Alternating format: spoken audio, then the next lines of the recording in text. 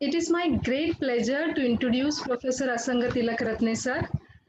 Professor Asanga Tilakaratne has PhD from University of Hawaii. He is a former senior chair professor of Pali and Buddhist Studies and founder head of the Department of Buddhist Studies at University of Colombo, Sri Lanka. During 1999 to 2000, Professor Tilakaratne was a Senior Commonwealth Fellow and was attached to Oriental Institute, Oxford University. During 2003 to 2006, he served as the Director of Postgraduate Institute of Pali and Buddhist Studies, University of Kelaniya. He has served as visiting professor at Yonsei University, Korea, Otago University, New Zealand, Savitribai Phule Pune University, India, and of course Somaiya University, Mumbai, and Sitagu International Buddhist Academy, Myanmar. He has published both in Sinhala and English more than 100 papers on Buddhist studies.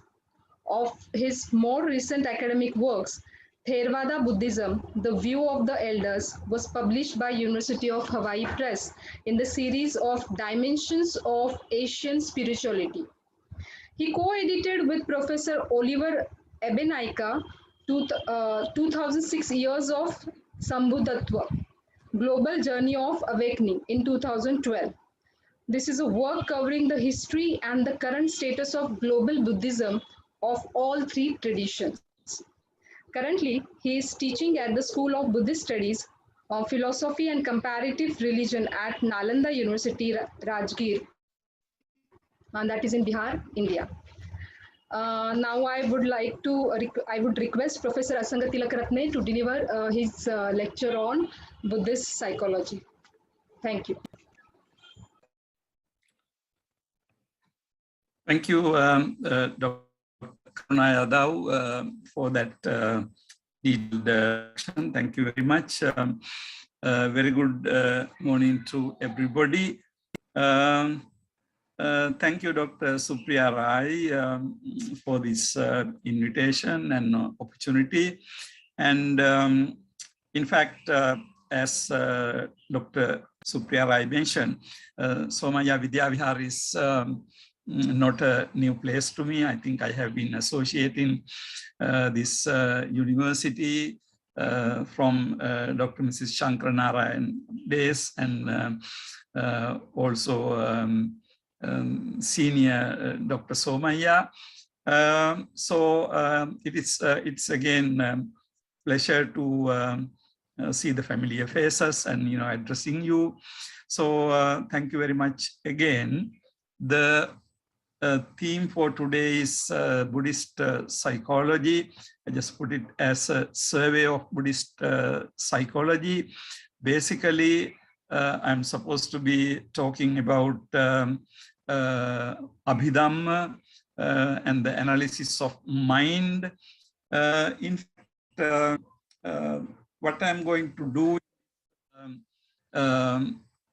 presentation is to highlight some basic ideas about the Buddhist concept of mind, and also the concept of Abhidhamma.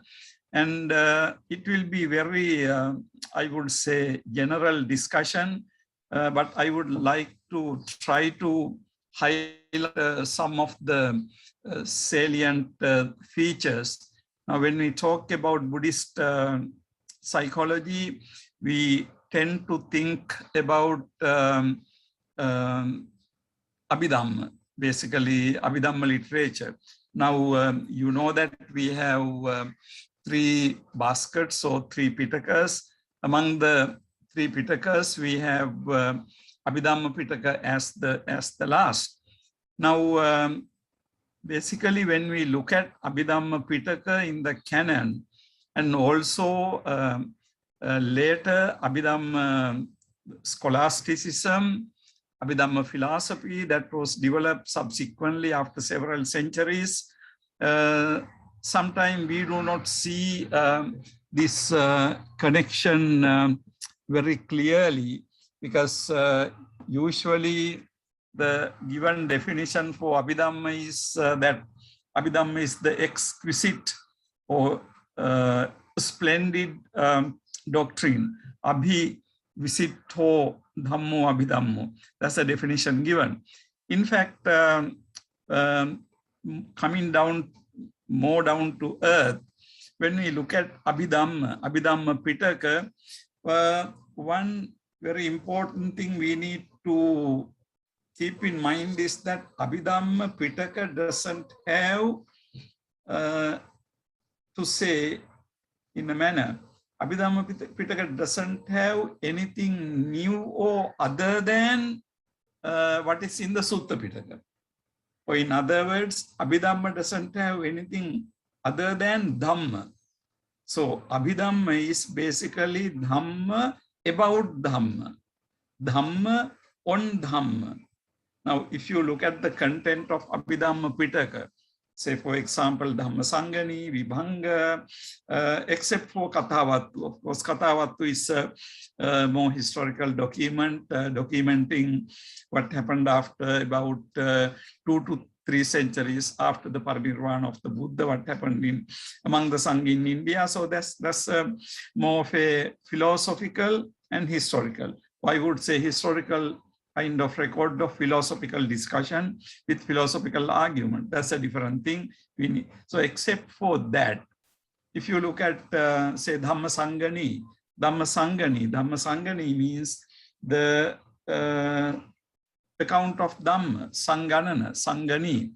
And now, when you look at the content, you can see that actually the content, it's what is considered to be Panchakanda, Ayatana, Dhatu, Bodhipakkhya Dhamma, Chattaro Satipatthana, and 37 Bodhipakkhya Dhamma. Now, all these things are analyzed into different categories. So, Dhamma Sangani is basically Dhamma analysis or collection of Dhamma. Now, same thing for Vibhanga and so on. Now, if you take Puggala Panyati, now it has, the types of Puggalas, one type, types of twos, types of threes, and so on and so forth. And if you look at Anguttara Nikaya and other Nikayas, you may be able to find all these types in the Anguttara Nikaya and other discourses. So Puggala Panyati does is to collect all these things. But of course, the important innovation is that the concept of Panyati, it is not really the Puggala, but it is Puggala Panyati. Panyati means the concept, the idea, concept. So rather than talking about a Puggala in a solid sense, Puggala Panyati is the convention or language or the concept of Puggala. So that is the kind of, the philosophical or Abhidhamma contribution. Perhaps only one exception would be Patthana. But Patthana is, why I would call it an exception, because it has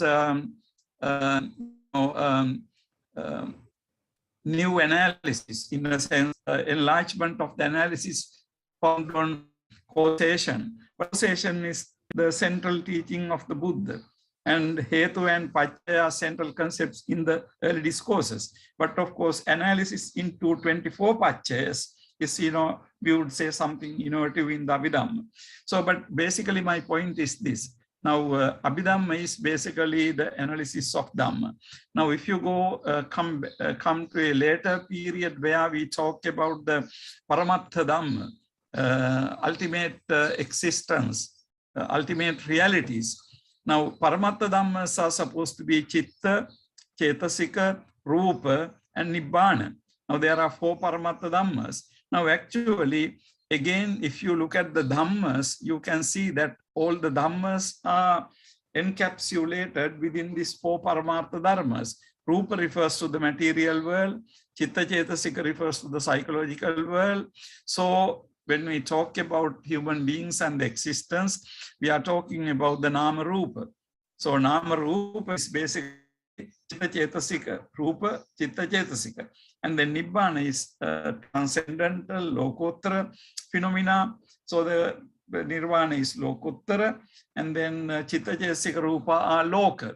So this is basically the Dhamma. So in that sense, we can see that in the 4 Paramartha Dharmas, there is nothing actually not new. That is the way to capture, that is everything found in the Dhamma, but of course with more psychological analysis. So this is basically what we are dealing with here. But today in this discussion, I'm going to highlight on basically the idea of the concept of mind, and how mind is located. Because when we use the word psychology, psychology is an English term we are using.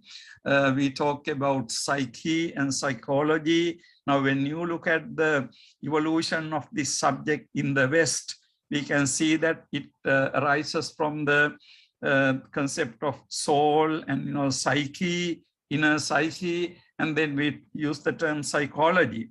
But although we use this word psychology, but we are using in the pretty basic sense, we are talking about the Buddhist concept of mind. Basically, that is what we mean. So in my first and second slides, you can see that mind is spoken about in Buddhism in the context of liberation of mind or the freedom of mind. Now, otherwise, this context is very important, because you might think, okay, why do we have to talk about mind at all? Why Buddhism is interested in mind? So the mind, Buddhism is interested in mind. Here I give you 2 concepts, Visuddhi and Vimutti, purification and liberation. So purification means purification of mind. You know about Visuddhi Magga, the path to purification. And then Vimutti, also in Sri Lanka, we had a text called Vimutti Magga, which belonged to the Abhidhamma Vihar, the path of the liberation or freedom. So both these concepts are central concepts in Buddhist soteriology, Buddhist path, religious path. Now, both these concepts ultimately refer to the mind. It is the purification of mind, and also it is liberation of mind. Asanga? Yeah. May I, very, very sorry to interrupt your flow, your train of thought, Supriya. You will just need to guide Karuna when you need her to move to the next slide, please. Okay. My apologies for breaking. Yeah, that's fine. So, Karuna, we will move into the next one. And number 2. Okay.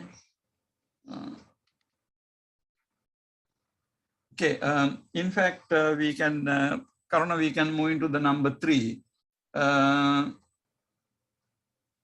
Where? Can you see number 3 now? Okay, good.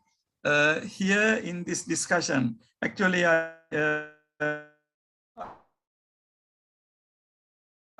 have about, will not read word by word, I will just leave my PowerPoint presentation for your guidance, and also for you to use it, later use it. But I will be roughly guided by my slides, but I will not be going by a word. So the Chitta Mano Vijnana, I would like to spend a few minutes on these 3 concepts. One thing is in the text, you can see in this slide, the bottom, I have quoted the text from Sayyutta Nikaya Nidana Sanyutta, which says that to that which is called mind, mentality, and consciousness. Now, what it means is all these 3 terms are basically synonyms. All these 3 terms refer to mind. However, when you read the discourses carefully, and also when you analyze the terms, you can see that these 3 terms have 3 different meanings. And also these 3 terms have 3 different contexts. where, so in a way, all refer to this phenomenon called mind. But mind is called Chitta, mind is called Mano, and mind is called Vijnana. So we will see why these three terms, what is the significance of these three terms. Moving to the next one. Okay. So Chitta is usually mentioned as something which gets defiled and purified. Actually, when we talk, talk about mind, we are usually in both in Western psychology also, we refer to three different functions or three different aspects of mind. One is the affective aspect of mind. Another is cognitive aspect of mind. And then another is cognitive aspect of mind. Now it is kind of interesting. You can see that these three terms roughly correspond to these three basic concepts. Now I would say when you look at Chitta, the word Chitta is basically used to refer to something that gets purified or that gets polluted. So Sankilesa and then Visuddhi and Vimutti. So now Vimutti is basically not connected with the term Mano or Vijnana. Sometimes Vijnana is used occasionally, rarely, but basically it is Chitta that gets purified, Chitta that gets polluted. So if you look at another example would be Chitta Vagga in Dhammapada. It talks about Chitta, not on Mano or not on Vijnana. Now, so keeping that in mind, if you read the Chitta Vagga in the Dhammapada, you can see that, all kinds of characteristics of Chitta are given. So it is developed, it is undeveloped, it is disciplined or undisciplined. Ultimately, it is Chitta that gets liberated from influxes, attains the highest state of inner purity. Often in the discourses, this state is described as the mind was freed from influction. Asavehi chittang vimucci. So we don't usually have asavehi mano vimucci or asavehi vijnanang vimutti because we have chitta. So in that sense, you can see that chitta refers to basically the affective aspect of mind where, you have all the emotions, again, it's a limited term emotion, but of course it's not only emotions including all the affective aspects of mind are spoken of when we talk about Chitta. So this is, the one very important aspect of mind. So we will move into the next one. Then Vijnana. Now, Vijnana is usually rendered as consciousness. The definition would be Janati, Vijanati. That is the verb, Vijanati. So Vijnana is actually defined as Vijanati iti Vijnana. Vijnana is that which knows. So basically, Vijanati, the cognitive aspect, and then perceptive aspect is basically what is called Vijnana. Now, that is why we have, say, Chakku Vijnana, Gana Vijnana, Vijnana, Kaya Vijnana, Mano Vijnana. So Vijnana, cognition or cognitive element rises from our faculties. So eye, ear, nose, tongue, body, and also mind is taken as a faculty. So now that is one important aspect of that. And also in 5 aggregates in the khandhas, you find Vijnana. And now the reason is, again, you can see that when it comes to Buddhism, a human being is defined in terms of human beings Vijnana, because in our entire active life, we are characterized by different types of Vijnana. Now, at this moment, you see things, you hear things, you think about things. So, you are a complex Vijnana at this moment. Now, this process goes on from early morning to till you go to bed. And then later in this discussion, you will see that even when you are asleep, some sort of, this function is taking place. So in other words, function of this whole process takes place from the birth to the death, and then the Buddhist belief, of course, right after death, we are born again. So, this process goes on. So therefore, the cognitive aspect is they call vijnana.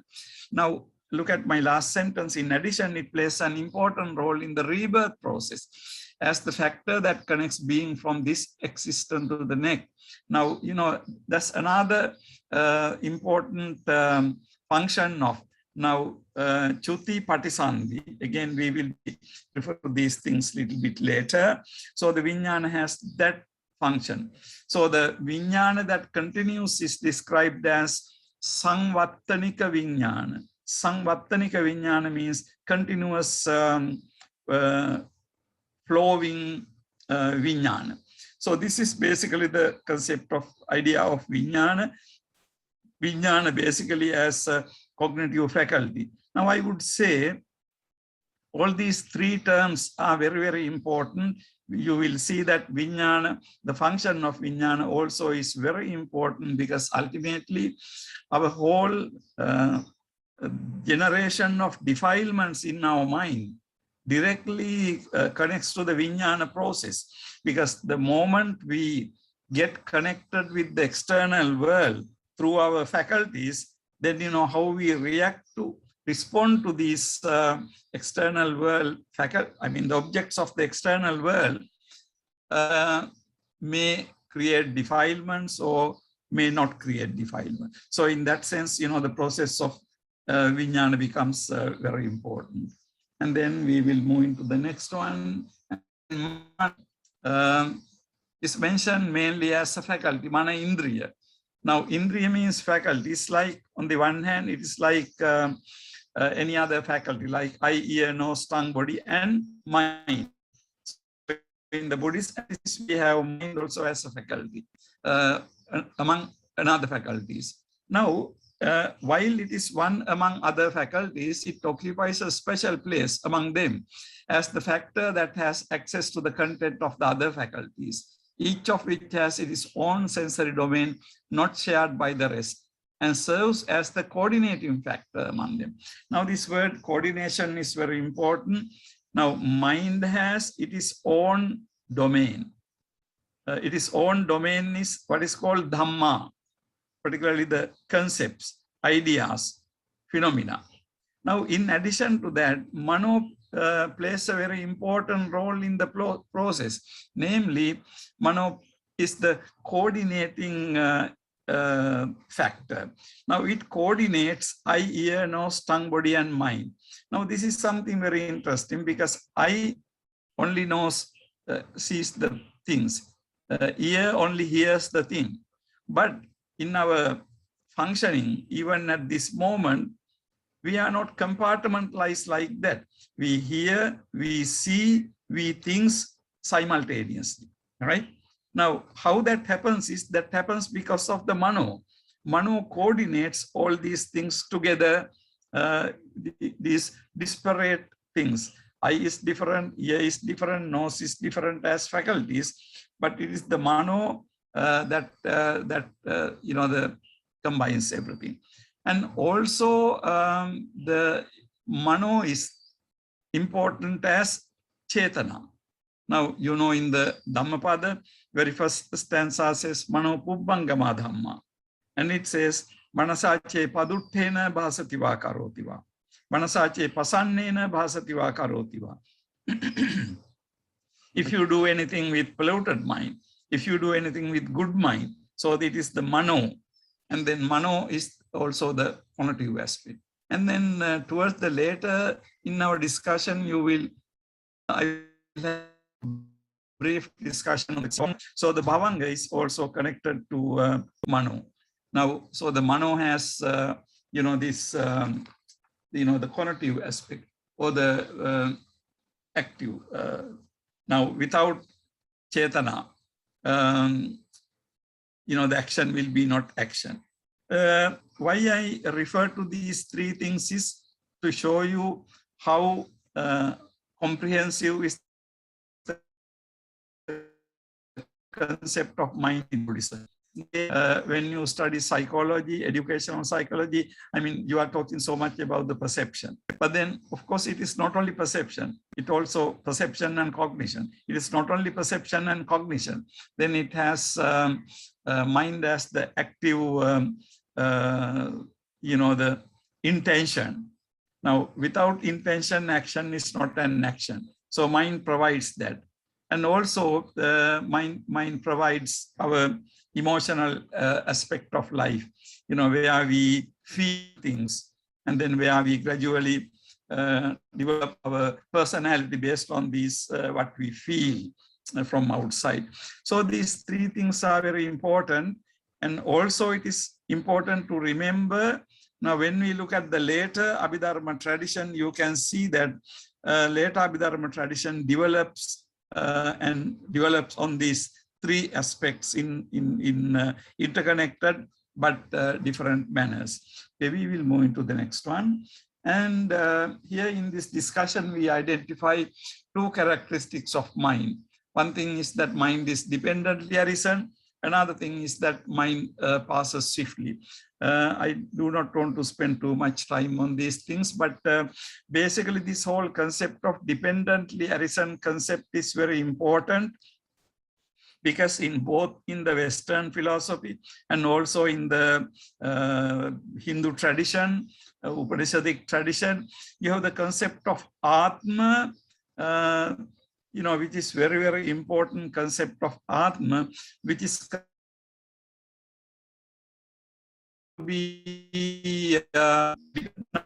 characterization of mind is something dependently arisen. The fact that mind is very fast. Again, if you are familiar with Dhammapada, you know about this characteristic. And then later in the Abhidhamma Buddhist tradition, we will see that they develop this into moments. These moments have to be very, very brief moments. And then, this idea of Kshanavada, or the view of moments, develop in the subsequent Abhidhamma. Now, we will look at more closely a little bit the concept of dependently arisen nature, because ultimately, although we talk about mind depends on many other factors to arise, which means that we cannot talk about any independent existence of mind. Okay. This process, we will move into the next slide. We will see that this process is a agentless process. When all the conditions that are necessary for a state of mind to arise are present, there is no need any extra volition or aspiration on the part of the person concerned. Now, I quote here, Buddha says, for a virtuous person, one whose behavior is virtuous, no volition need to be exerted. Na chetanaya karaniyang, let non-regret arise in me. It is natural that non-regret arises. Now, the whole point of this is the following. When all the conditions that are necessary need to do anything else, it happens. But of course, it doesn't happen automatically. It happens when the conditions are there. How do the conditions come about? Conditions have to be brought about. Then, of course, your role is there. So it doesn't mean that these things happen purely automatically. No, somebody has to do the striving, somebody has to do the work. But when you, by doing that, you prepare all the conditions that are necessary for something to happen. Now, when you provide all the conditions that are necessary to happen, then of course, there is no need of another agent or doer on top of all these things for something to happen. That thing happens sort of automatically because the conditions are there. Now, I think there is another very interesting Buddha gives. Next slide, you will see that Buddha gives a very interesting example of natural process of hatching an egg. Now, for a hen, to its egg to hatch, hen has to provide the warmth and, all the conditions. But once the hen provides warmth and, the necessary conditions, the eggs will hatch on their own. Apart from providing the warmth, egg doesn't have to do anything else. So this is, the nature. Now, in the same manner, look at the end of this quote. His eggs are unspoiled. He is capable of breaking out. Now, he refers to the person who is following the path. Now, the person who follows the path, when he develops good virtues, good qualities, of course, the moving on the path happens as a result of that. So ultimately, it is not that you who do that. You provide, of course. We can't say nobody's doing it. You provide the conditions necessary. And when the process goes on, things will happen. I think what I'm trying to drive at here is the idea that whole concept of action and it is result. Now, the moment we do something, the nature of that action determines the nature of the result, right? So having done something, you can't say that, there should not be the result. Well, it is not in your control anymore. Once you, the comes up with good, and do naturally, there's something bad, it comes naturally. Now we will move into the next slide, where Buddhist tradition about Niyama Dharma. Now, this concept of Niyama Dharma, you don't find this in the Abhidhamma commentary of Buddhaghosa Attha Salini. Now, this Niyama Dharmas are five. Five Niyama Dharmas basically refers to natural law in the world. Now, if you plant a mango seed, you get mango, right? If you plant a tamarind seed, you get tamarind. In the like manner, I think in the next slide we have the quotation. Chitta Niyama means Chitta also is part of this natural process. Now the whole point we are driving at this juncture is that there is no separate thing called Atma or agent to activate mind.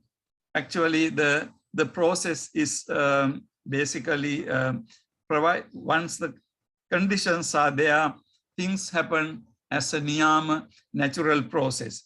Now, when we see a mango seed giving out a sprout, mango sprout, and then it becomes a mango tree and give fruits, we don't say that there is somebody behind it. We understand that process naturally. Now, important thing is here also, Buddha wants us to understand this natural process. Okay, we'll move into the next one. And then, of course, I'm not going to spend too much time on that. In the next point is that Buddha is not an interpretation, but as a reality, Buddha uses these characteristics: objectivity, invariability, necessity, and conditionality. Now, these four characteristics refer to something there. Objectivity means it is objective, it is there, it is not a creation. It is invariability, it happens in a determined manner in a sense. And then necessity, the nature of it is determined by the nature of the action. And conditionality is process and conditions. Now, these four characteristics can be applicable to mind, because ultimately the function of mind is, basically something, of that sort. It is a fact and it is a reality, and then it is not something, created by our mind or anything. Now, the point I was driving at, we will move into the next slide. We can see that in the Buddhist tradition, we have a story about this follower of the Buddha called Sati. The Sati bhikkhu, Of course, it is well known that Buddha teaches anatma, no atma. But then this particular disciple of the Buddha thought that a monastic disciple of the Buddha held that consciousness runs through and wanders without change. Now, he thought that, okay, there is no mind, but there is consciousness. There is vijnana. Vijnana is one that goes from life to life. Migrates. In other words, what this Bhikkhu Sati thought was, he thought, although there is no Atma according to Buddhism, there is something called Vijnana, which goes from birth to birth. Now, in other words, this Bhikkhu Sati misunderstood Vijnana to be some sort of Atma. Then the Buddha's reaction was, Buddha said that Buddha rejected this view. And Buddha said that Paticca samuppannang vijnanang buttang maya. I have taught you that vijnana is dependently arisen. Now, the significance of this idea is that dependently arisen means the vijnana doesn't arise independently. Vijnana doesn't arise without conditions, right? So it depends on the conditions. For example, chakku vijnana, eye consciousness arises when we see things. Ear consciousness when we hear things. But in our life, we all the time see things, hear things, think about things, smell things. So this process goes on. Therefore, the vijnana process takes place all the time. But it takes place all the time because we get objects from outside all the time. So Buddha said that vijnana is, the dependently arisen. Actually, look at the last sentence. The unique characterization of mind, which is neither eternalism held by Atmavada, no annihilationism held by Uchedavada, materialism. Now, Buddha wants to clear away from these two extremes. It is neither Atman. On the one hand, you believe that there is an Atman that is indestructible. Buddha said, no, vijnana is not like that. And then some believe that, okay, there is nothing, no Atma, everything is space. We don't want to accept that view either. So here you can see that Buddha rejected both these extreme views and held that vijnana is dependently arisen. So when we look at the basic teachings of the Buddha, we can see that these are basically the fundamental characteristics of the analysis of mind in Buddhism. Now we will move into the next one, of course, momentary phenomena, Chitta, and also to Abhidhamma. The point is that the Abhidhamma or Abhidhamma scholasticism, sometimes it is described as, is not really something independent from the description of mind I developed up to this point.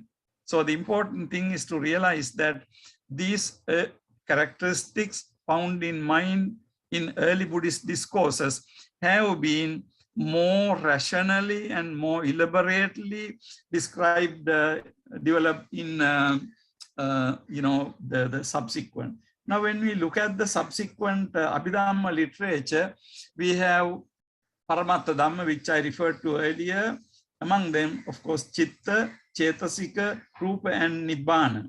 Chitta refers to mind. Cetasika means factors of mind. Matter, Rupa, Nibbana, and what is considered to be the Lokuttara transcendental phenomena. Now, Chitta is defined and having only a momentary existence called mind movement, Chittakkana. Now, we have to understand this concept of Chittakkana. Chittakkana. Chittakkana. Moment of Chitta is something that belongs to Abhidhamma philosophy. What the Buddha said is that Chitta is very fast.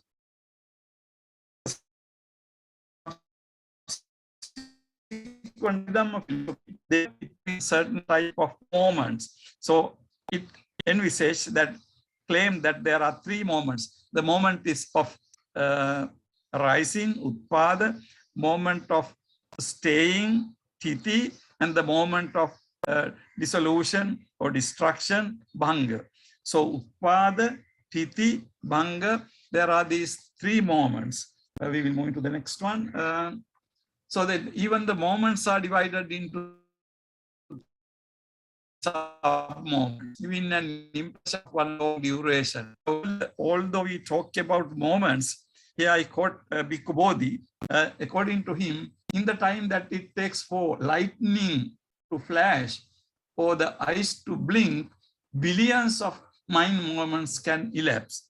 Now you can see that I don't think we can even imagine within a blink of an eye if billions of mind moments can elapse. I don't think any human being can even imagine that. I think Bhikkhu Bodhi's idea is to show that how fast it is. So it is not part of our ordinary experience. Now, only thing is that to show that, you know, this is a very fast process in human experience, that there are permanent agents who perceive solid realities. Now, this is where this whole teaching is driving at. Ultimately, there are no permanent agents, there are no solid objects. The person who is perceiving an object, person himself is undergoing change very rapidly, and the object also undergoing change very rapidly. The moment you put your finger on the object, of course, you are not there, the object also is not there. We will move to the next one. Now, the concept of Chitta Viti. Actually, I'm sorry, I'm trying to catch too many things within the limited time, but I will summarize my basic point towards the end, because I'm sure all of you who are listening are familiar with this teaching, so I don't need to go into the details. But, you know, the concept of, you know, this cognitive process, Chitta Viti, is something innovative in the Theravada tradition. Come up with the idea that Chitta does not arise in isolation, but it arises always at a part of a process, which is called cognitive process or Chitta Viti. Now, Chitta Viti process is again analyzed into 17 thought moments. I'm sorry again, because, you know, if I have to describe in detail Chitta Viti, it will take a long time. So I'm not going to do that. But again, the point is to show that whole point is what appears to be solid is actually not solid, right? We have all the appearance of solidity. We have all the appearance of the perceiving solid objects. But when you analyze, you can see that this apparent, behind this apparent solidity, apparent permanence, there are whole processes going on which are not visible to our ordinary eye. So this is the point. So 7 moments of eye,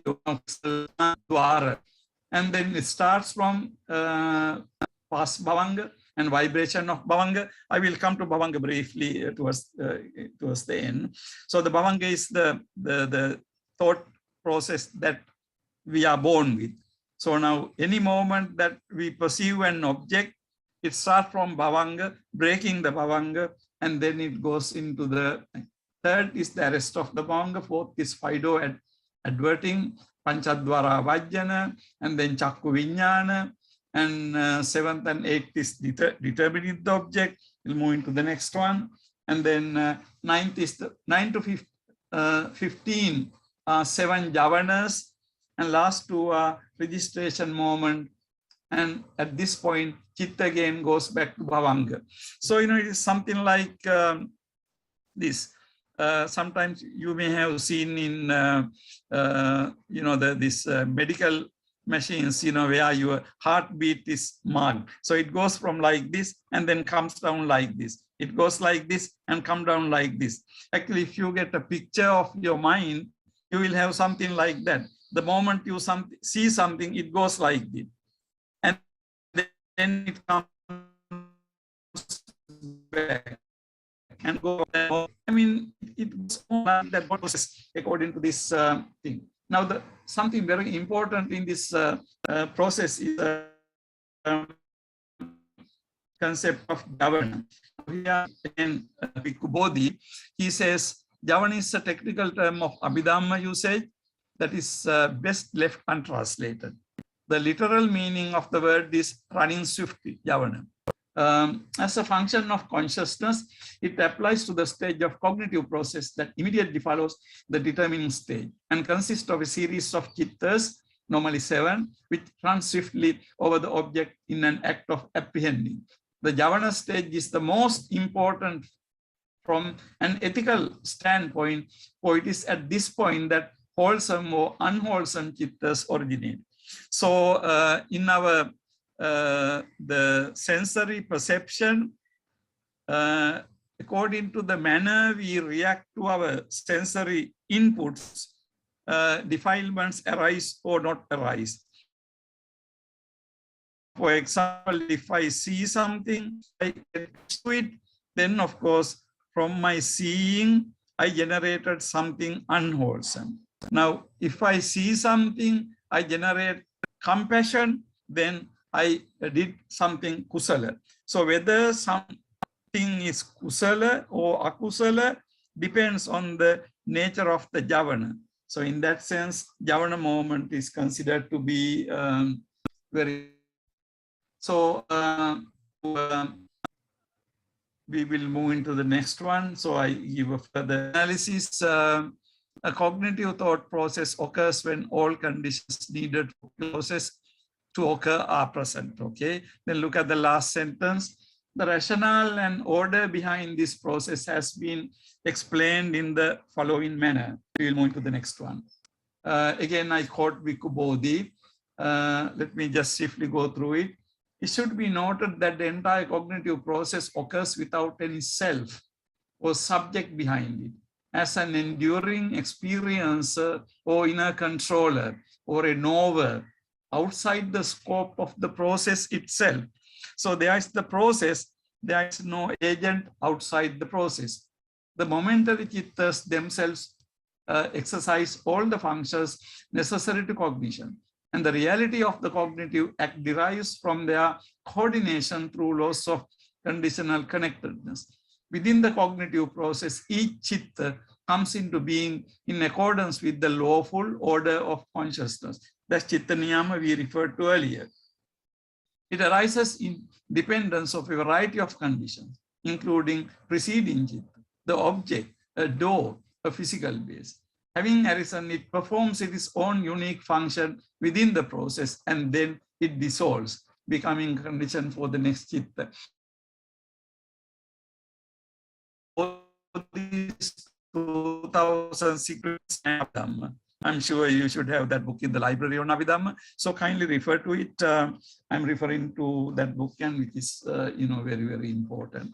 And then from that we will go into the concept of bhavanga. Again, as you know, the concept of bhavanga is a very important concept. You don't find this concept in the discourses as a concept, but of course as an idea, it is there. So the bhavanga, bhava-anga is called life continuum. Mentioned in the process is another very important innovation of Theravada Buddhism. Not directly mentioned in the discourses, but implied, particularly by the analysis of mind as a faculty having its own objects, in addition to functioning as the coordinating factor in other sense organs. Now, again, I refer to Bhikkhu Bodhi here. The indispensable condition of existence is the function of consciousness, by which the continuity of the individual preserved through the duration of any single existence, from conception to death. Now, read this very carefully.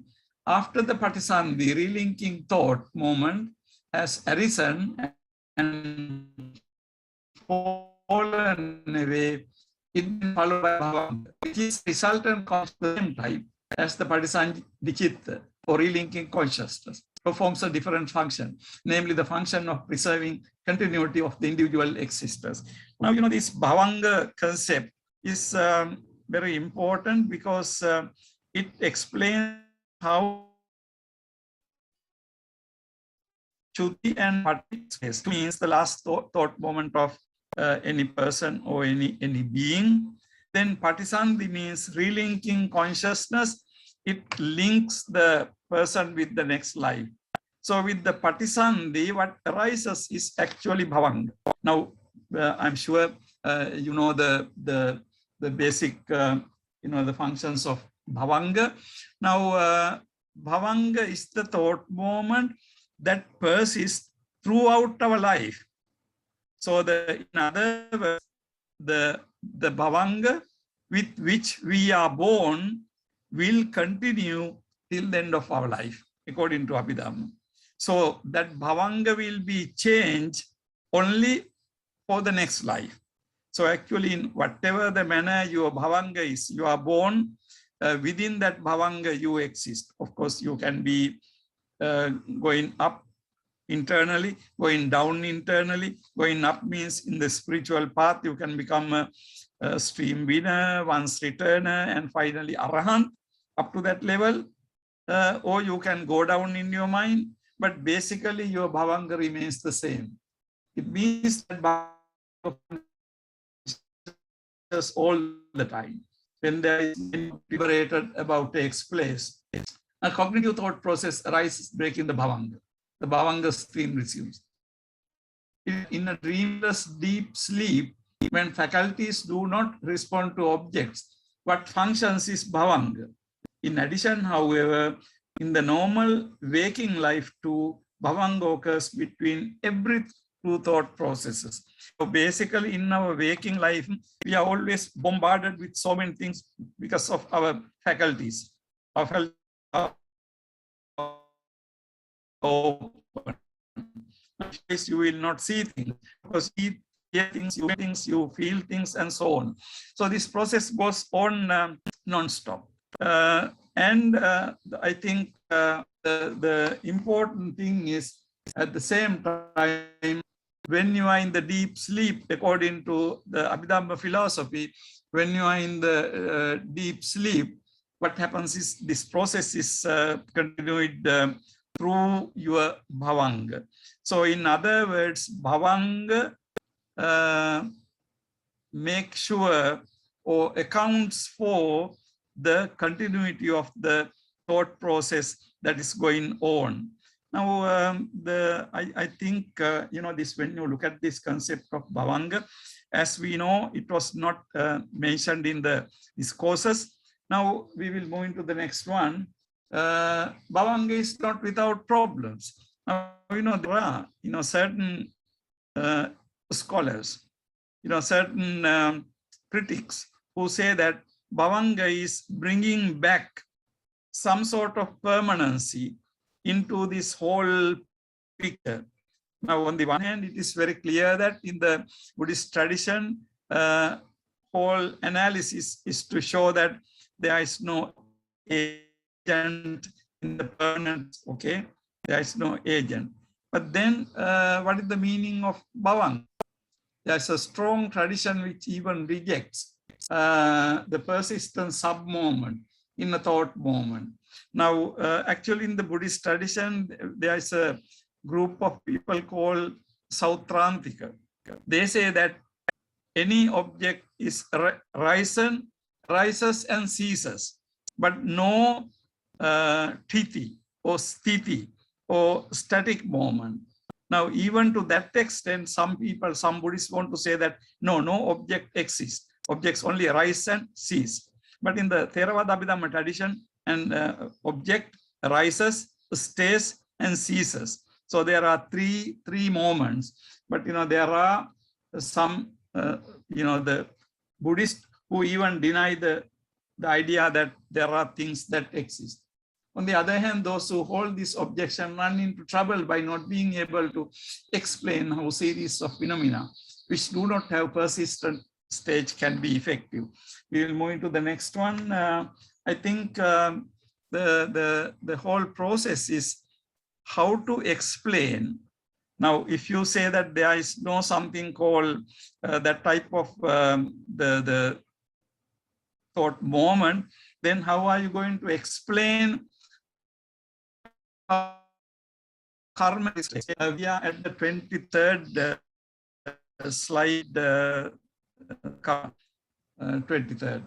So Bhavanga, according to Abhidhamma, is continuation of the relinking consciousness, which perishes having given birth, causing the Bhavanga Chitta to rise. Chitta continues through one's entire life till it ceases at death by causing Chuti Chitta, or departing consciousness. As we found at the beginning of this discussion, consciousness is dependent on conditions, and without conditions, it does not arise. In the case of Bhavanga, it is the Patisandha Chitta that becomes its condition. So once arisen, it continues always being conditioned by the immediately preceding moment. Rising and perishing at every moment in this passive phase of consciousness, the Bhavanga flows like a stream. I again quote Bodhi here. Now, I'm trying to explain to you how Bhavanga, on the one hand, serves as the kind of underlying, okay? But because without underlying ground, without connecting this birth with next birth and this birth with the past birth, it will be very difficult to for harm and many other things.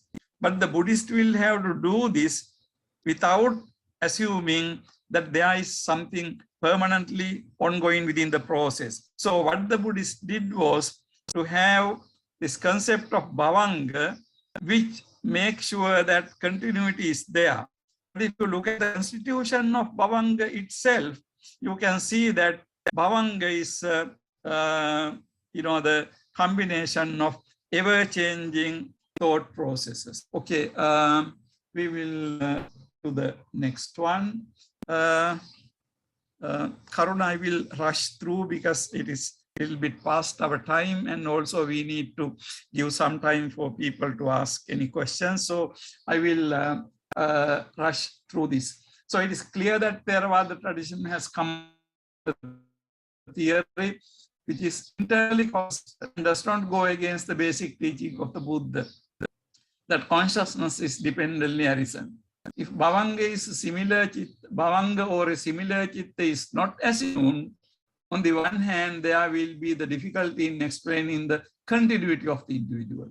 And on the other, there will have to be a constant supply of external conditions for the consciousness to arise, even when one is deep, dreamless sleep. That means Bhavanga is trying to, by introducing concept of Bhavanga, Theravada tradition is trying to overcome certain difficulties. We will move to the next one, slide number 25. There, of course, in that, I'm trying to tell you how the whole concept of Vipaka Chitta. Now, Bhavanga continues, and then Bhavanga is a Vipaka. Vipaka Chitta means actually Bhavanga is a Vipaka of your past birth. So the present Bhavanga is a Vipaka of your past birth, and the next Bhavanga will be the result of your this birth. Okay, so that means that how you are going to be born, what you are going to be born, what type of person you are going to be, is decided how you live in this life. Okay, now that is the significant factor in the Buddhist theory of karma. So if you want to know, actually in one place there is Venerable Ananda goes to the Buddha and says that somebody is dead where he is born. Then Buddha says to Ananda, Ananda, every time somebody dies and you come and ask me where it is born, this will be this is tiresome to me, but I will tell you a way to know that. And Buddha says, gives something called Dhamma Adasa, mirror of Dhamma. Buddha says, I will give you a mirror of Dhamma. You look from the mirror and then you will see. Now the mirror of Dhamma is this.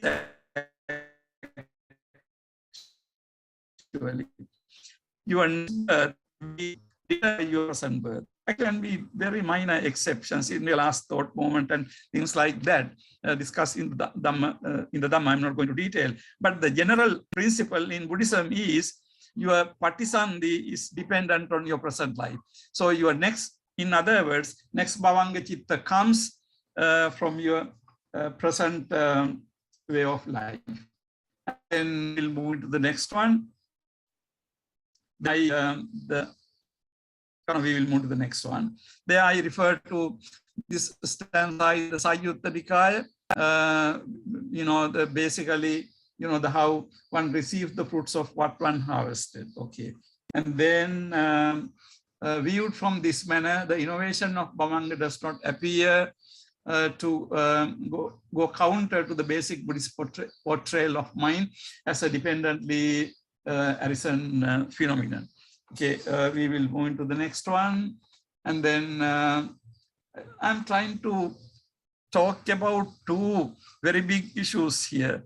One is the issue of existence. The other is the issue of how Cetasikas exist in Chitta. Actually, I think I will skip those two because it will take a long time for me to, analyze these two. So I will not go into details of that. Let me wind up. Can we move into the next one? Then I refer to again a combination of inclusion, exclusion. Maybe Dr. Supriya Rai, we will have to have another lecture some other day. Wonderful. But okay, and then continuation of the concept of Pachaya. Let's move into the very last one. Slide number 31, very last one.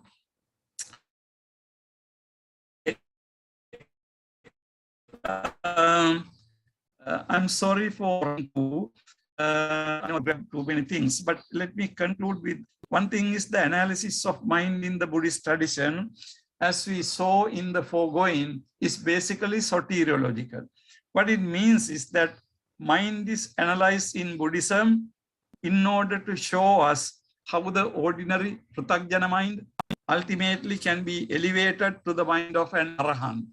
So upward mobility of the mind of suffering to mind of happiness, mind of pollution to mind of purification, mind of bondage to mind of liberation.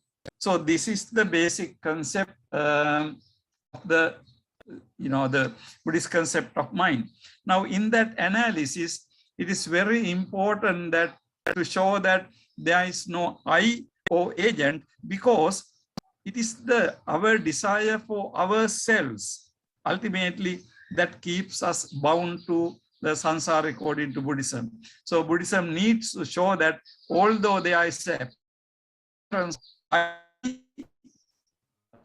but in the actual analysis, there is no such a thing. So the aim was to explain human existence and functioning without recourse to Atma. The late Abhidhamma tradition seems to have endeavored to find ways to respond to criticisms without deviating from the original teaching of the Buddha. Okay, so that's another aspect of late Abhidhamma tradition. Okay, again to put it in again very briefly, the Buddhist analysis. So in the Abhidhamma, analysis of mind is something very fundamental, and both in the early discourses and the Abhidhamma, ultimately what happens is, like the Buddha said, Buddha once said that I teach only one thing, namely suffering and how to end it. Now this is the basic teaching. Now in order to understand how we suffer and in order to understand how we become happy, how we achieve happiness, ultimately we need to understand the Buddhist analysis of mind. So Buddhist psychology is for that. Let me wind up from that. I apologize again for rushing to some difficult, the teachings, but I'm sure you are already familiar with most of these things, and also you can make use of my PowerPoint for further discussion. So thank you again, and we will be open for any kind of short few questions or comments. Thank you very much.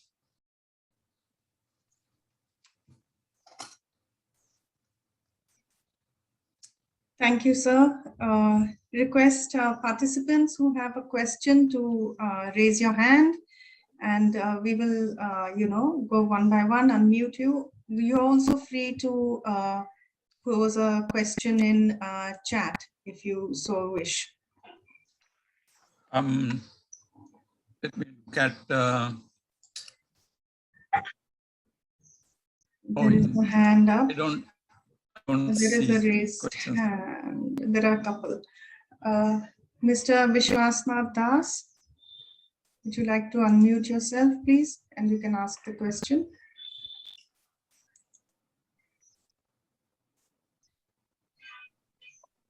Yes. So my question is, Professor, like you said, Abhidhamma. So what is it define the purpose of life or not? I didn't quite get your questions. Could you say a little bit loud? Yeah. My question is that it defines that Buddhist psychology defines the purpose of life in a Abhidhamma or not? No, still not clear. Is that the purpose of life according to Buddhism? Is that what you asked? That's what. Okay. Yeah. All right. Actually, your question is broadly connected to what we have been talking, but not directly. But still, then the whole question of purpose of life. I mean, Buddhism doesn't ask that question. I mean, answer that raises that question. Particularly answer that question. But Buddhism is very clear about something. We are born in a world with many other beings, and then we are in this world as a result of our actions, good or bad. Now, what should we do in this? Now, in this world, according to Buddhism, need to detach as much as possible. Our own suffering will be less and less, but at the same time, we be conscious about all the other beings in the universe. You will see in my presentation, I concluded it, Sabbe Satta Bhavantu Sukha. May all beings be well and happy. Now, of course, I am not saying that that is the purpose of life, but for all of us who are born into this world, ultimately, so long as we live, we need to be nice, beautiful, kind, compassionate, helping, supportive. Now, these are the things we can do, we need to do in our life. So ultimately, Buddhist answer will be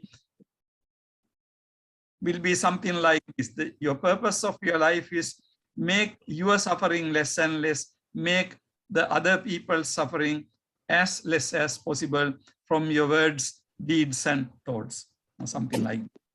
Okay. Thank you, Professor. Thank you. Shibu Oleka, you can unmute yourself. Yeah, ma'am. May I permit to ask? Yes, please go ahead. Yeah, sir.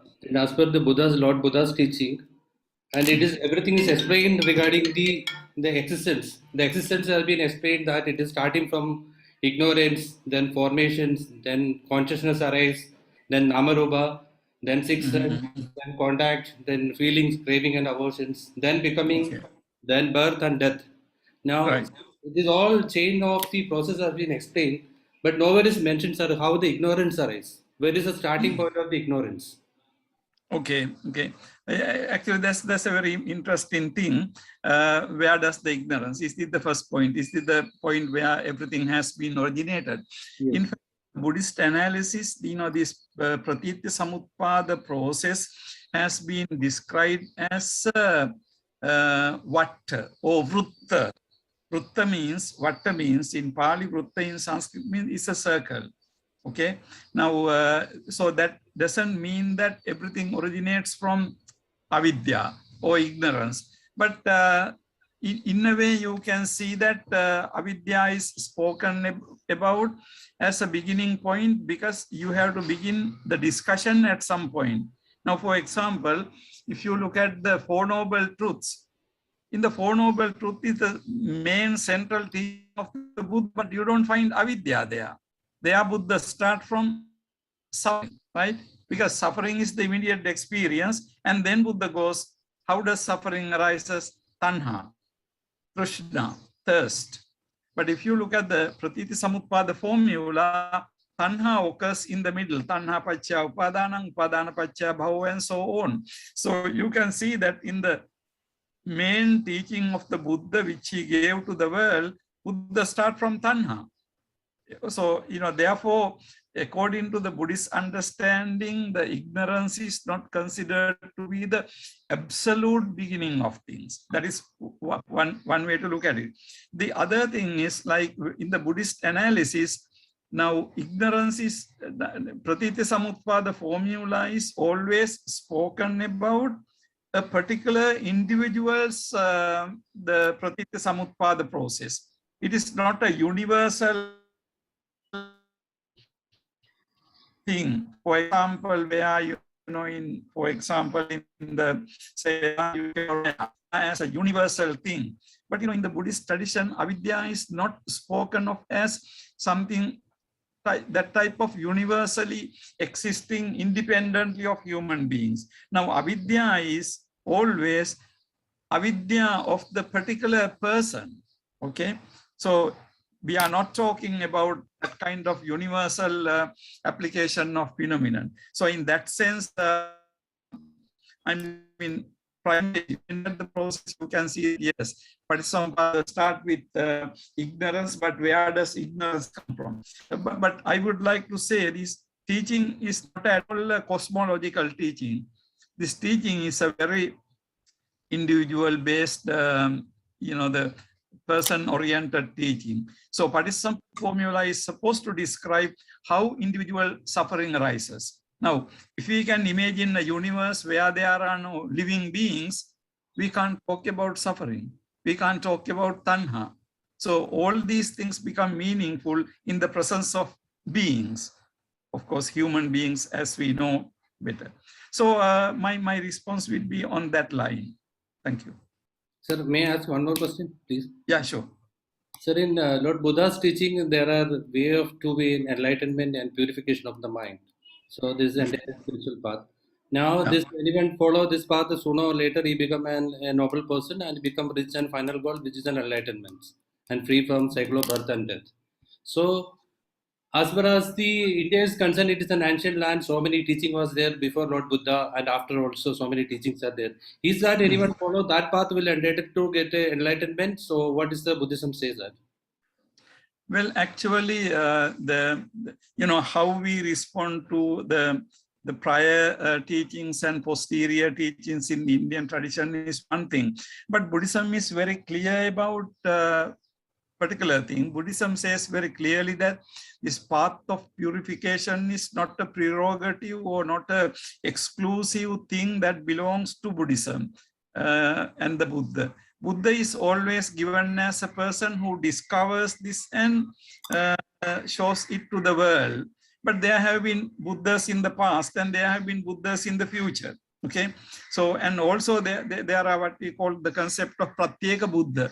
There can be Buddhas who never come to the society, but who really make an end to their suffering. So in that sense, sir, Buddhism doesn't say that this is only found in Buddhism, or this is a prerogative. But of course, about certain teachings, Buddha had certain criticism.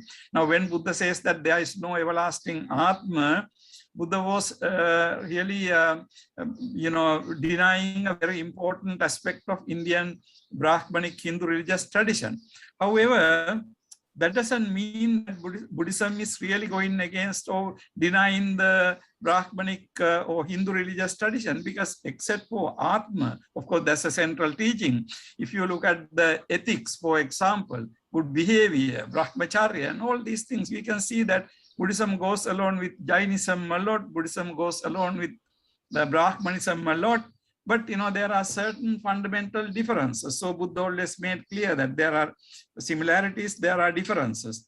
Now, one of the central fundamental difference was this, this anatma perception. So in that sense, of course, it's different from Vedanta. It is different from Advaita Vedanta, and it is different.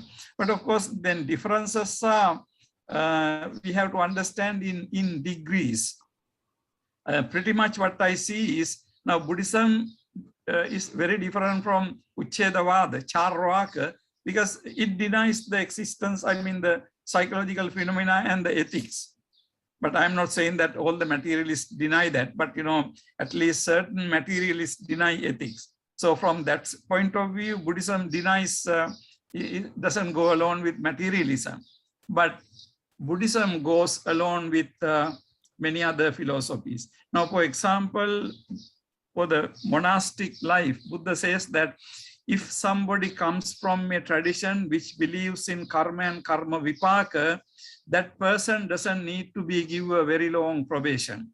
Otherwise, a person coming from another tradition is given a probation time before he is entered into the monastic order. But Buddha very clearly in the Vinaya says that if a person believes in karma and karma vipaka, that person doesn't need to be given a probation. Now, which means that because, we are in the same track, but, there are differences, of course. So, so Buddhism came in a way as a critique in some sense, but Buddhism was never meant to replace other things. So, we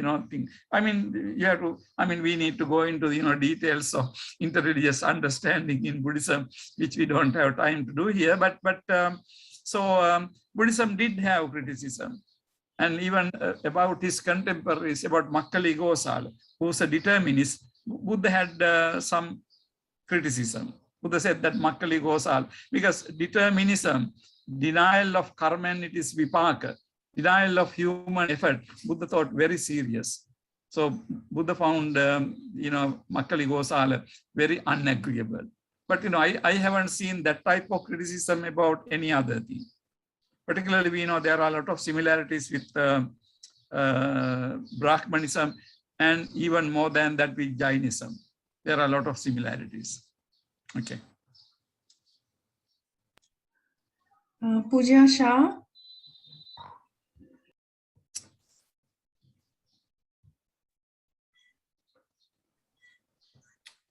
Please go ahead.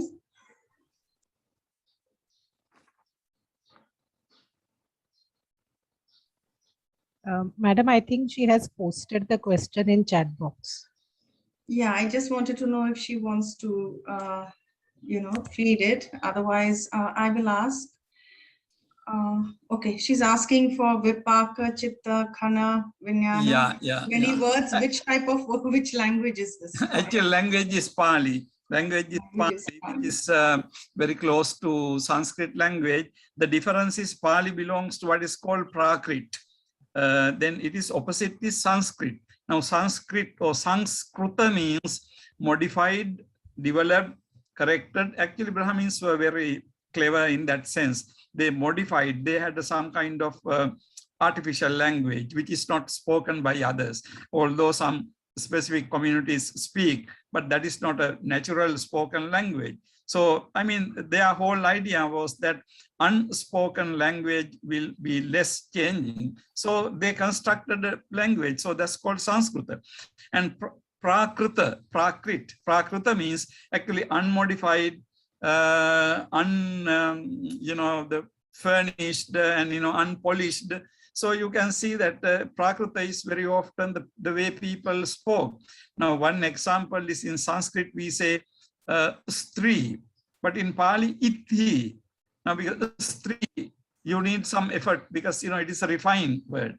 But if you say ithi, it has e coming. So it is very easy for ordinary people. So the Pali and all kinds of Prakritas are spoken kind of regional languages. Buddha used Pali, that was, maybe it's called Magadhi, whatever the dialects that was existent during the time of the Buddha in the Magadha. Now we believe that this present day Pali is the closest thing to Magadha, because we don't know exactly what Magadha was, but because the Buddha's discourses were carried from the time of the Buddha by memory, so we believe that Pali discourses retain some form of Magadha language. So all these words I'm using are Pali, but it's very easy. Some words are really Pali and Sanskrit share. So if you say Chitta, Chitta is both Pali and Sanskrit, but Vijnana, Sanskrit is Vijnana, like that. So, so the Pali is a kind of Prakrit. And okay. There is a question from Shering in the chat. Shering, would you like to unmute yourself and ask it? She is asking, how do we answer if someone says, who is Buddha? Is he like a god or a stage of mind or something else? What does it mean? What actually, who is the Buddha is a very interesting question. Even in the Buddhist literature, we come across some instances where people ask, who are you? Actually, in the Buddhist tradition itself, we know that we have several different answers, but here I am speaking from a perspective of Theravada Buddhism, which is considered to be the oldest Buddhist tradition. In the oldest Buddhist tradition, actually, the Buddha is a human being. There is no denial or there is no any problem about it. But subsequently, in the Buddhist traditions, they gradually developed Buddha to be a superhuman divine being. But in the Pali tradition, Theravada tradition, I mean, it is very, very clear that Buddha was a human being, but we would say that he is not an ordinary human being like anybody, but he was an ordinary human being in the sense of getting hungry, needing to drink water, and getting physically ill, and ultimately succumbing to the physical illness. I mean, all these things, Buddha is an ordinary human being, although his greatness is his virtues and his understanding, his wisdom, his compassion. But apart from these things, particularly if you are interested to know about it more, kindly read Digha Nikaya Mahaparinibbana Sutta, which records the last days of the Buddha, where you can see that Buddha goes from village to village, and then he gets this kind of diarrhea and suffers a lot, and then at some point he says, my body is like an old bullock cart now, so no denial. But later Buddhist tradition thought that, how can you say that your master's body is like that, depicted the Buddha to be very cute, beautiful, rose cheek, red lips, and stuff like that. But I don't think Buddha, who lived in 6th century BC in India, was perhaps ordinary person. But some people, I have met some Korean student, for example, some modern student try to visualize who was the Buddha like. And they say, I think correctly, they think that Buddha might have been a little tall person who is not very fat at all, because he ate only once a day. So he can't be a flabby big guy, but he can be a kind of short, tall, lean person. So, but you don't find Buddha statues like that today. Okay. So there's one more question that came into the chat before the other people. So I will request you to answer that, sir. Mr. Sudhir Kumar is asking if you could shed some light on the Hadevattu. Hadevattu. Yes. Okay, that's a very important question. Hade is heart. Actually, there is the Abhidhamma explanation, but apart from Abhidhamma explanation, I can't add anything. According to Abhidhamma explanation, Hade Vattu. Vattu means the basis. So among the Hade is the basis for all the thoughts according to Suddhimagga and also according to Abhidhamma. And it talks about the pure blood in heart, associated with thoughts arise. But today of course, in the medical science, we know that anything called pure blood in the heart, in the sense, heart only transfuses blood. But I'm not putting science and this thing together. But the traditional understanding is that, the heart is the place for the thoughts, particularly Chitta. I think that has some kind of commonsensical understanding, because the moment we are talking about the emotions, particularly what comes under Chitta, we always feel those things to our heart. But when we are thinking about intellectual things, we think we feel it in the brain or something.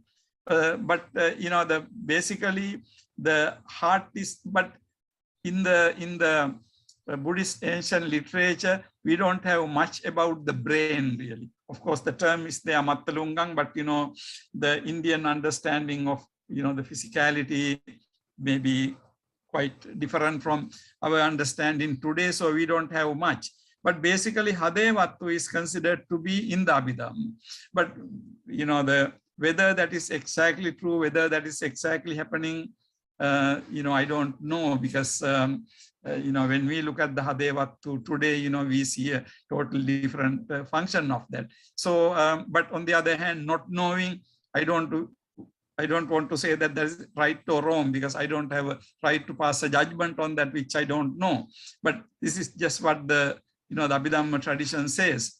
But from my commonsensical understanding, I would say that when it comes to defilements, particularly the emotional defilements, heart has something to do with that. I know that I'm not giving a satisfactory answer, but I'm sorry. That's all I can say at this moment. Mr. Mukesh Mehta has a question. Go ahead, Mr. Mehta. First of all, I would like to thank you, Professor Asanga Tilakaratne ji, for your such a nice lecture on Buddhist psychology. Sir, my question is, in Kambodh Sutta, when Ananda asked to Bhante, Shasta Buddha, ko nu ko Bhante, hetu ko pachayo, ye na matu game neva sabhayam nisedati, na kamantam payojati, na kambojam gachati. Then Buddha replied, ko dhano anand matu gamo, issuki anand matu gamo, machari anand matu gamo, dupayo anand matu gamo. Sir, what is your view on this reply, sir? It is an example of anti-feminine mentality, or is it interpreted in some other way, sir? Come on, you are putting me in a great trouble in this assembly. Great ladies are reciting. Well, actually, this characterization of women found in the Buddhist literature, we find different the tones and several different strands of opinion about the womanhood. Now, modern scholars find that there are 4 different ways of portraying the woman. So what you said is one, but on the other hand, there are other things. Now, particularly, I mean, being men and women being some women being more emotional, men being more dry or whatever, these are generally accepted things also you find in Buddhism. We say that women are from Venus and men are from Mars. So, that is, even today we have that type of thing. So Buddhist literature doesn't have one fixed picture or characterization of womanhood. But what you said is a negative way to put that, okay? Now, why this Buddhism has, these types of things, particularly in the Jataka literature, Buddhism has that, what you quoted it from Anguttara Nikaya, I think. Now, the idea is that some of these ideas have been put into the text as the Buddha's words because of the influence of the later compilers of the discourses. Now, sometimes we say, sometimes directly say that these are Brahmanic views. Brahmanic views have instead, I'm not really insulting the Brahmins here, but what I'm saying is this portrayal of women is universal in the Brahmanic tradition, right? So, and read to the Brahmins, even in the Buddhist tradition, all the learned people are Brahmins. So, but then it is possible that some of these ideas were crept into the discourses. But here we are going by what is called the criterion of textual analysis. But if you are a traditionally minded person, then you accept that everything in the canon is the word of the Buddha. Then the problem is, if everything is in the canon is the word of the Buddha, then how can some statements contradict other statements? I mean, Buddha can't be contradicting himself because he is such a consistent philosopher. So you can't say that Buddha contradicted. So if you want to say, did not want to accept that Buddha contradicted, then I think the possible explanation is some of these ideas were socially accepted beliefs have been crept into the Buddhist tradition also. Now, another good example will be Jataka stories. Jataka stories are coming from folk stories, like from society. And there are very harsh criticisms of women in the Jataka stories. But again, what I'm trying to tell you is not that according to Buddhism, men and women are equal in every sense. No, Buddhism doesn't believe that. But that doesn't mean that one is inferior, one is superior. Simply what Buddhism says is men and women are different. Their capacities can be different. Their inclinations can be different. So the technique for meditation can be different for men and women. So in other words, Buddhism doesn't say that men and women are identical. Buddhism says that men and women are different, and they have different functions, and their bodies are made for different functions. Buddhism doesn't deny that. But only thing is this value judgment thing, whether Buddha exactly held that, I'm not sure. My understanding is that, but if you want to know, actually, there is some interesting literature on this written by modern scholars. So in one of these papers, I read that there are 4 different representation in Buddhism of women. Okay, all right. Thank you so much, sir. May I ask another question? Yeah, but time is past, so if you can ask anything relevant, okay. Could I request you to wait, because some people are still waiting for some time? Yes, sure, ma'am. Thank you. Jyotsna Kharat? Yes, madam. Thank you. Sir, I want to ask you, sir, can you explain Animesh Lochan in simple language and what happened to Gautam Buddha after his physical passing away? We actually, that's a very interesting, but at the same time difficult question. Now, what happens to the Buddha after his passing away is equal to what happens to any Arahant after the Arahant's passing away. Actually, this question has been discussed, raised widely in the discourses, particularly in the discourses, there's what is called unanswered questions. Avyakruta, unexplained questions, there are 10. Out of these 10 questions, last 4 are whether Arahant exists after death, does not exist after death, both exist and does not exist after death, neither exist nor does not exist after death. From Chatushkoti logical formula, these 4 positions have been put in. Interesting thing is, Buddha did not answer these questions. Now, some people say Buddha was silent. Actually, it's not that Buddha was silent, but what happened was Buddha said that these questions do not serve any purpose. So answering these questions will not serve the ultimate liberation. So Buddha did not answer these questions. But then now you must be thinking, how can these questions are not relevant? Because you really want to know what happens to you after your death. Now, for that question, Buddha's answer will be, your very anxiety about what happens to you after death is the problem. So my teaching is really for you to get rid of this anxiety. The moment you start worrying about what happens to me after death, according to Buddha's analysis, you believe in something called me, permanently existing. I will be born. So Buddha says that get rid of that I and mine, me, and then you will not have any problem. Now, actually, it's very interesting historically. I have done in my own studies, in which of my actually published works, I have some discussions on this matter, particularly in my Nirvana and Ineffability, I have some discussions on this matter, where I found that, very interestingly, this question is a question of the result of the Prathagjana mind. That means mind that belongs to the world. Interestingly, no Arahant has ever asked this question.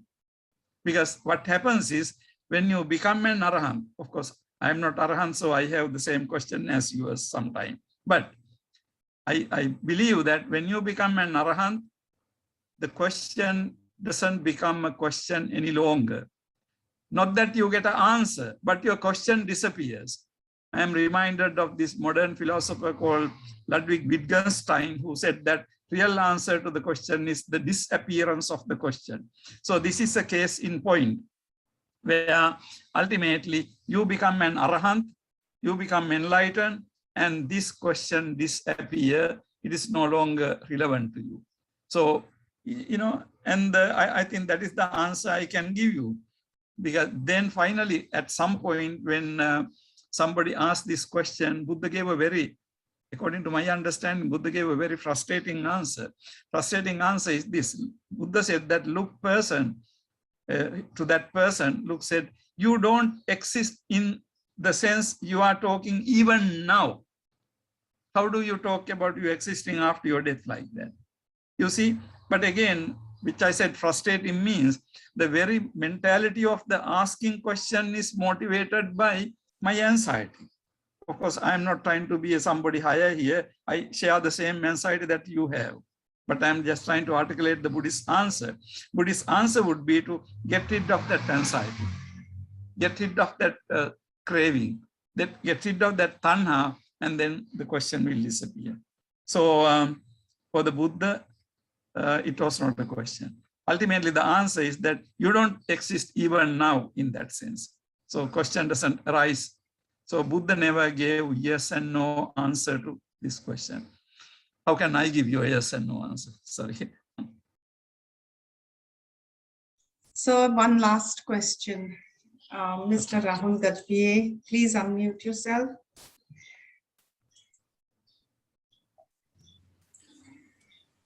Yes, hi. Thank you so much, sir, for your lecture. I wanted to know in Atta Deepa Bhava, because we were discussing about nothing is impermanent. So I wanted to know the concept of Atta. I mean, Okay.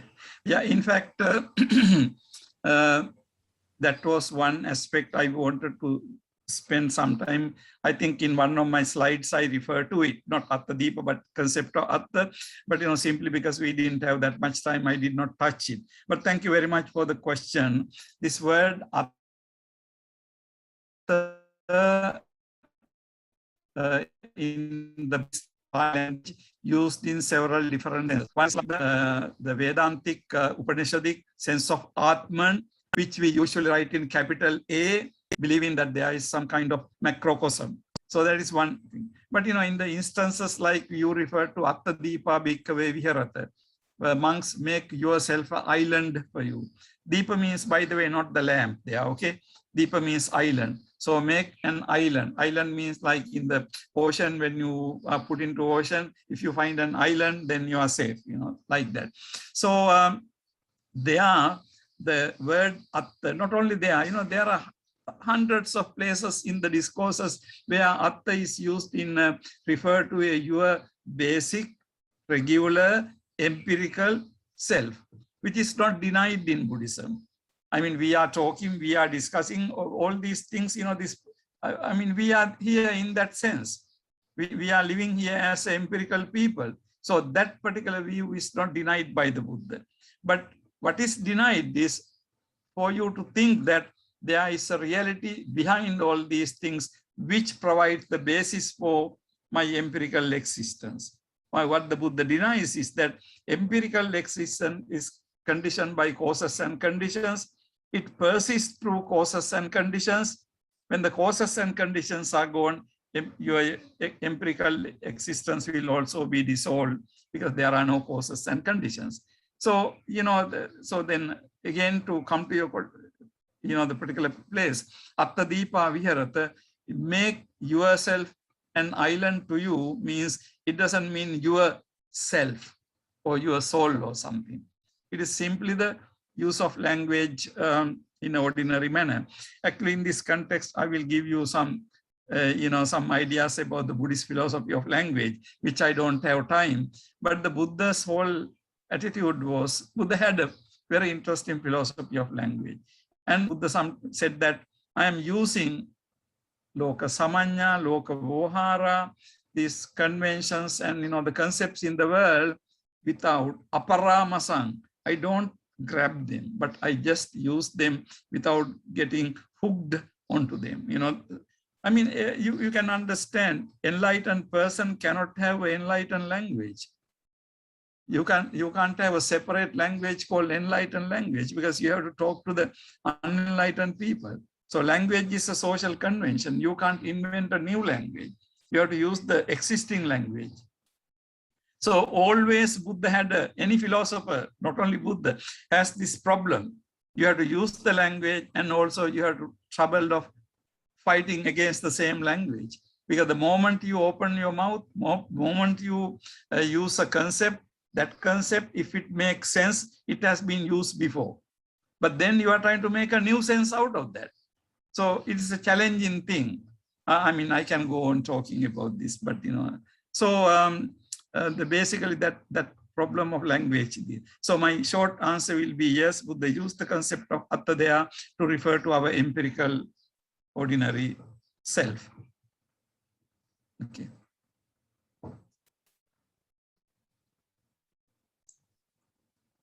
I think that's about it for now, sir. Thank you so much for your patience and understanding and giving us so much time. Bhagyashree? Thank you very much. Thank you very much, Dr. Supriya. I never thought that it will go for 2 hours, but anyway, that's okay. Oh, it was wonderful. My colleague Bhagyashree would like to offer a formal vote of thanks. Yes, thank you so much, Professor Tilakaratne. It was indeed a very interesting and enlightening session, and you explained all the technical terms in such a lucid manner. It was a great help for a clear understanding of some of the core concepts from Buddhist philosophy. And there is so much to learn from you actually that certainly 1 hour or 1.5 hours was not enough. We are hopeful that in a near future we can arrange a lecture series on the theme, and if the conditions are better, we would like to invite you personally at the institute because that will be more beneficial for all of us. So thank you so much once again, sir, for this interesting session. We are really grateful to you for accepting the invitation. And thanks also to all the participants for so many interesting questions and discussions. And we look forward that you all also join all other events that we will be organizing in future. So thank you one and all. Thank you so much. Thank you very much. Thank you, Dr. Supriya. Thank you, Dr. Karuna Jadhav. Thank you, Dr. Bhagyashree. Thank you very much. Thank you. Thank you very much. And stay well, sir. Stay well. And we'll be in touch again. Thank you.